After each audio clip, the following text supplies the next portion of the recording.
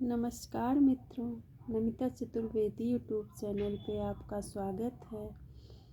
आज हम LTGIC mains के लिए कुछ महत्वपूर्ण प्रश्न को देखेंगे। सर जॉर्ज अब्राहम ग्रियर्सन द्वारा रचित the modern vernacular literature of northern Hindustan Hindi साहित्य के इतिहास ग्रंथ की विवेचना कीजिए। इसका उत्तर हम प्रश्नोत्तर संख्या जो भी रहेगा डाल के लिखेंगे। तो इसका उत्तर है the modern vernacular literature of northern Hindustan नाम से लिखा गया। इसका प्रकाशन the royal Asiatic society of Bengal से हुआ। इस संस्था की पत्रिका के रूप में 1888 रूप में हुआ तथा पुस्तकाकार रूप में 1889 ईस्वी में हुआ। इस इतिहास ग्रंथ की अधोलिखित विशेषताएं हैं। नंबर 1, यह अंग्रेजी भाषा एवं कालानुक्रम पद्धति में रचित है। यह अंग्रेजी भाषा एवं कालानुक्रम पद्धति में रचित है। 2, इसमें कुल 952 रचनाकारों को स्थान दिया गया है।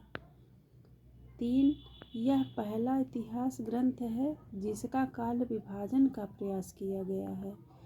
4, यह पहला इतिहास ग्रंथ है जिसमें हिंदी के रचनाकारों को स्थान दिया गया है।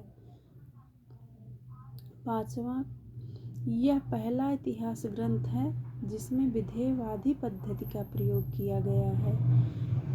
6वां है किशोरीलाल गुप्त ने इसे सही अर्थों में हिंदी साहित्य का प्रथम इतिहास माना है। उन्होंने 1957 ईस्वी में इसका अनुवाद हिंदी साहित्य का प्रथम इतिहास नाम से किया। उन्होंने इसकी प्रशंसा करते हुए लिखा है, यह नींव का पहला प्रस्तर है जिस पर आचार्य रामचंद्र शुक्ल के इतिहास का भव्य भवन निर्मित हुआ है। ये किशोरीलाल का कथन है। ग्रियर्सन के इतिहास ग्रंथ के गुण: विधेयवादी एवं कालानुक्रम पद्धति का प्रयोग किया गया है। नंबर 2, केवल हिंदी के रचनाकारों को स्थान दिया गया है। नंबर 3, भक्ति आंदोलन को हिंदी साहित्य का स्वर्णकाल कहना। दोष इसका है, काल विभाजन के लिए कोई एक निश्चित आधार नहीं लिया गया है। भक्ति आंदोलन को ईसाईयत की देन मानना, इसके दोष हैं। खड़ी बोली को अंग्रेजों द्वारा आविष्कृत भाषा मानना।